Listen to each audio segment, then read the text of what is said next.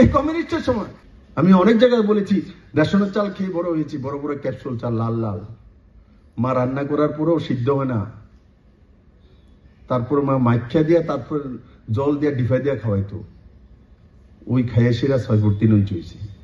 CPM করে যে line হয়েছে তার আগে দিব, তারপর চাল কয়েকটা বস্তা আলাদা করে রাখবো।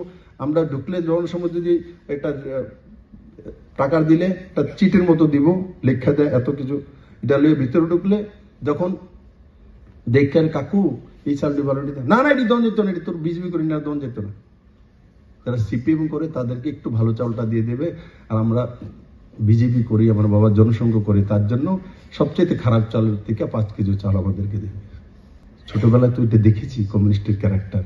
তার জন্য বিপ্লব দেব যখন সত্তাতে বসেছিল তখন এফসিআই এর মাধ্যমে প্রকিউরমেন্ট করে ত্রিপুরার যে প্রথম নর্থ ইস্টের মধ্যে এফসিআই দিয়ে ত্রিপুরার স্থানীয় চালকে প্রকিউরমেন্ট করে ত্রিপুরার মানুষকে স্বর্ণমসুরি চাউল রেশন হিসেবে দেওয়ার ব্যবস্থা ভারতীয় জনতা পার্টি সরকার করেছে, কমিউনিস্টরা করে।